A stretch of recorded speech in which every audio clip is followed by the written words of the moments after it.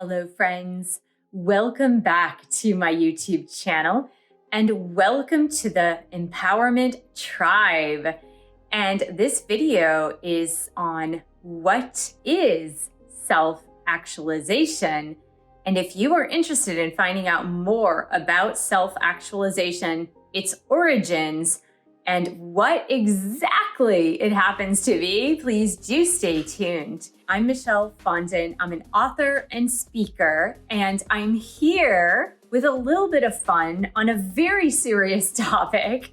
I'm here with my Grogu tumbler right here with Ticino Dandelion Caramel Nut Tea. I'll take a little sip here.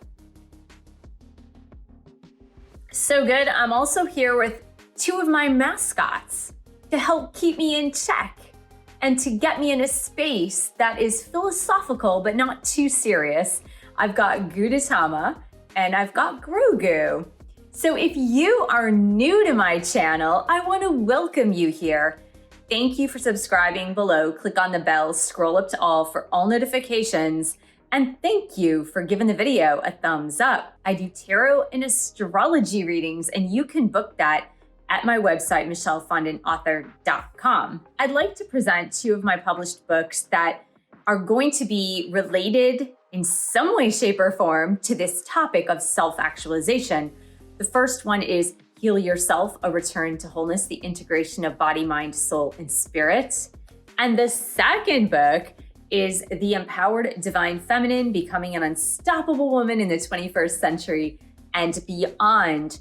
Your purchase of any or all of my published books really does help keep the lights on for this channel. Self-actualization. What is it and what are its origins? The term self-actualization was first coined or popularized by psychologist Dr. Abraham Maslow.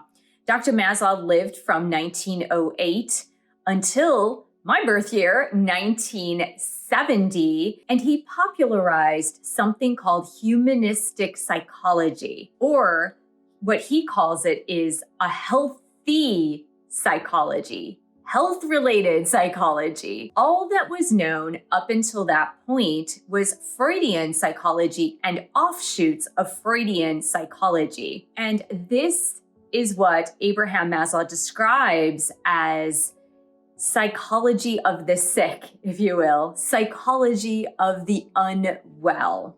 And Abraham Maslow noticed through his teachings, through his personal students, friends, acquaintances, colleagues, and famous people, that there was another way, there was another path. And that is how he developed humanistic psychology. Now, Dr. Maslow is most well known for his hierarchy of needs up there on the screen. You can actually see it right now. And the hierarchy of needs may be something that you have heard of, that you saw in a college psychology textbook, but you might not really be too well aware of the categories of the hierarchy of needs, which start with physiological needs such as air, food, water, shelter, going up to safety needs, personal security, employment, resources, money, in other words, health and property,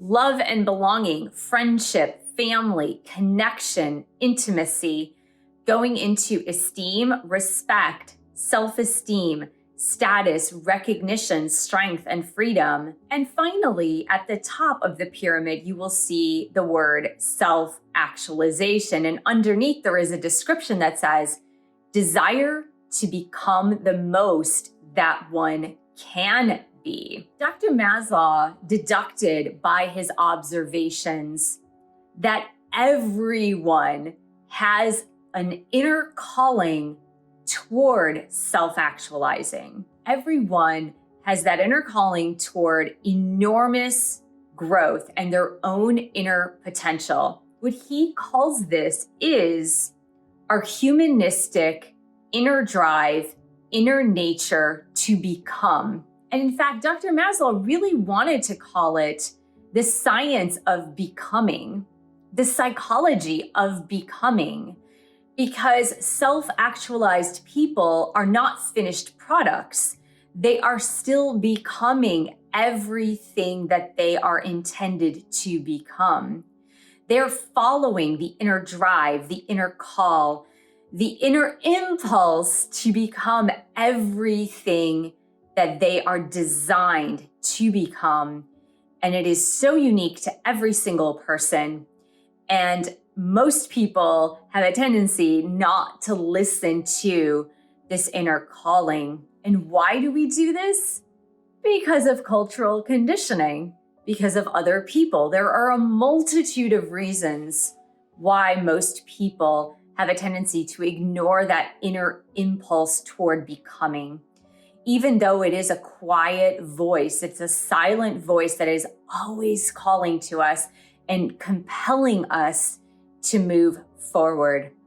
Now, chances are, if you're listening or watching this video, that you are on the road to becoming, as Dr. Maslow states, that you are already self-actualizing. According to goodtherapy.org, self-actualization is often defined as a state or process in which an individual reaches a state of transcendence and fully realizes their true self. Maslow focused on emotionally and psychologically healthy people and their experiences of what Maslow referred to as peak experiences. Peak experiences, to my understanding, are moments of transcendence. They're moments where everything is perfect in that moment. There is a union of the physical with the non-physical. There is this moment where time stands still. And those peak moments can be found in almost anything. The peak moments that you might have experienced may have been found with the birth of a child, the death of a loved one, a beautiful sunset, or having that perfect basketball game where you never missed a shot. So Maslow actually studied people who had peak experiences, and he drew from their experiences. Maslow reported that self-actualized people are driven by something that he calls meta-motivation. Rather than seeking fulfillment of their basic needs, they're driven to fulfill their full potential. And one of the things that he studied were people who had their basic needs met, and they chose to continue to perform at extraordinary levels. Think about people who, for example, have all the money they need or could ever want in this life, but yet they continue to perform. They continue to write the books. They continue to go on speaking tours. They continue to motivate and help other people, or they continue their regular jobs, even though they don't need the money. They have this inner impulse to continue. They have the inner drive to overperform. And that's what Maslow calls that meta-motivation.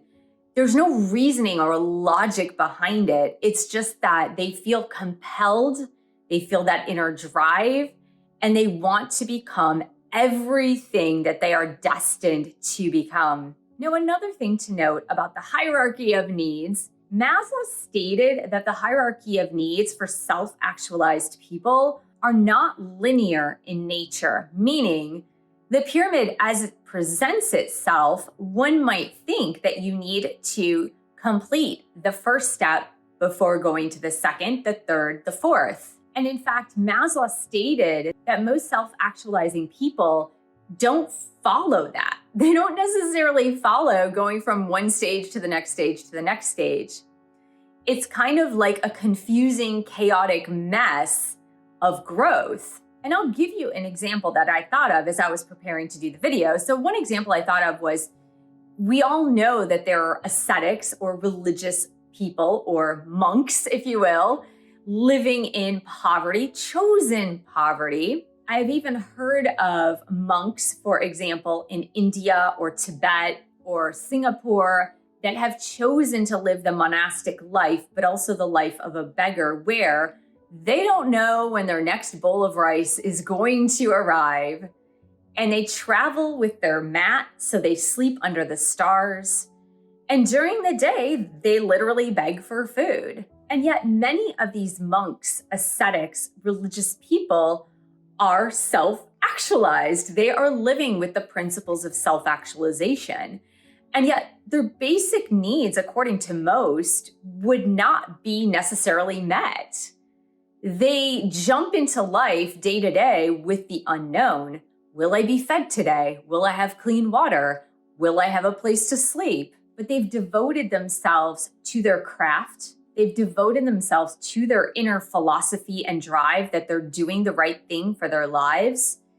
And so they live as self-actualized people, even though all of their basic needs are not necessarily met as a prior to getting to where they are. If you're thinking, oh, well, self-actualization is a lofty goal for those who have satisfied all of their worldly needs and they have no desires, they have no need.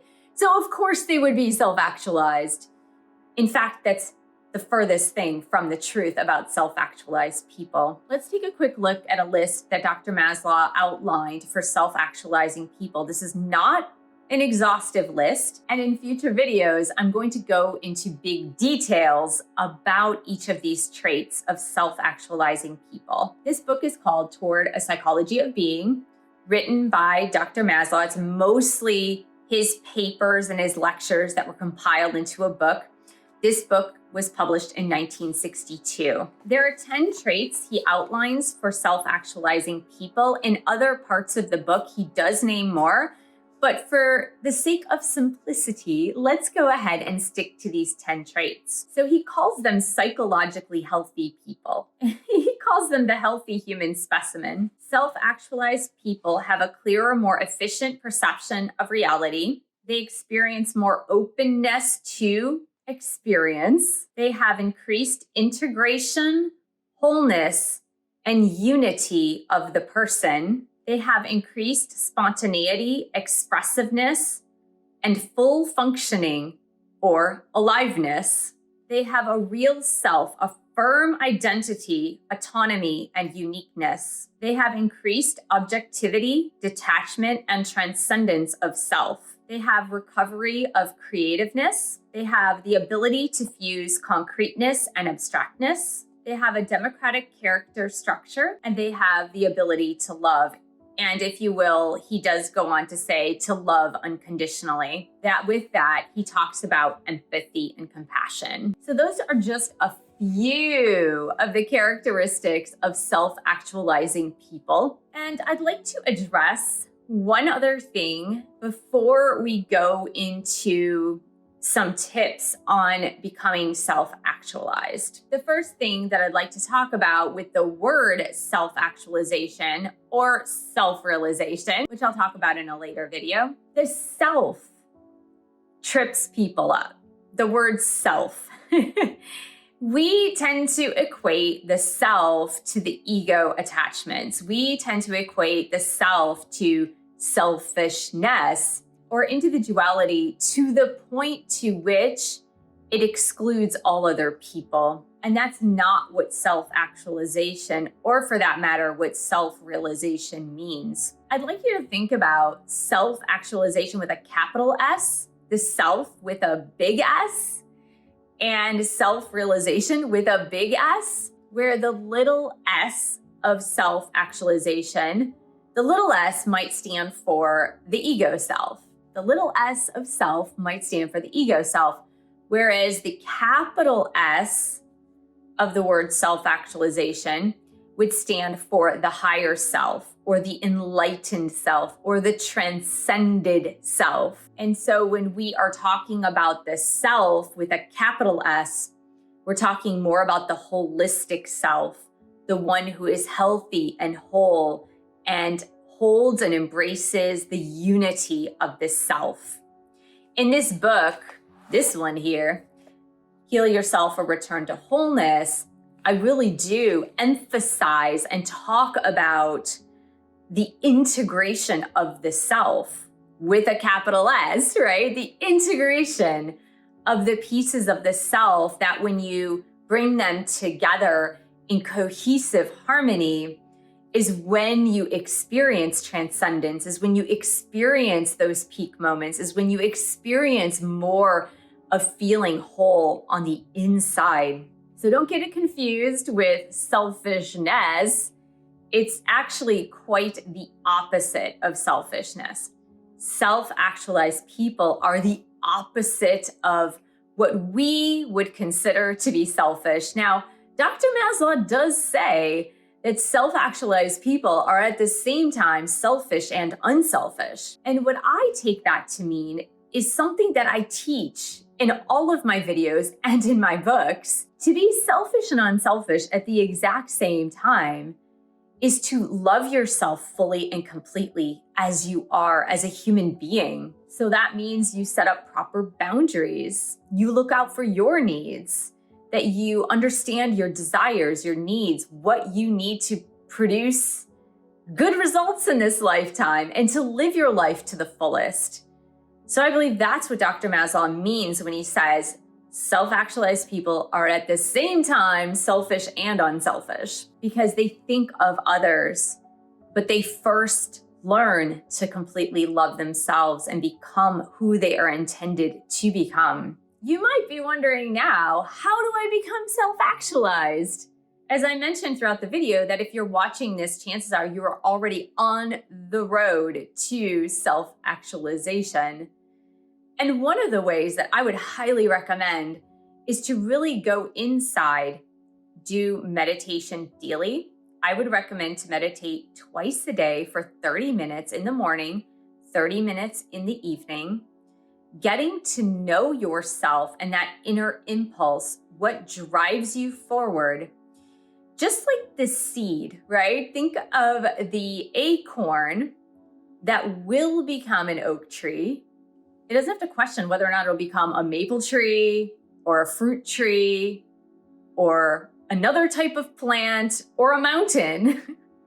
Inside that acorn is all the potential the acorn needs to become an oak tree. And in the same way, you have a uniqueness inside of you that is in the process of becoming.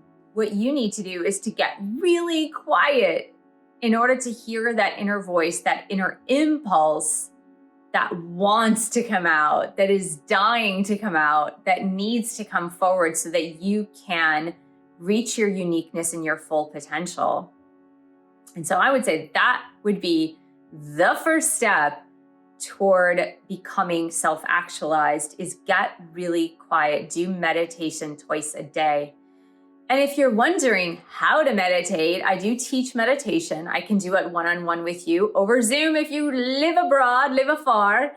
But I also have an online class. I'll put the link below so you can check that out. If you are interested, you will meet with me one time over Zoom to get your personalized mantra. But other than that, it is a self-directed course, or I can teach it individually one-on-one. So I hope this was helpful in your definition of what is self-actualization. I want to thank you so much for joining me. Thank you for subscribing to my channel below. Click on the bell, scroll up to all for all notifications. Thank you for giving the video a thumbs up. Thank you for sharing this video with others who have been wondering about self-actualization, self-realization, and self-empowerment. Thank you so much for your support of my YouTube channel. You can buy one of my 11 published books. You can book a reading or a course with me, and I will see you guys real soon. Bye-bye.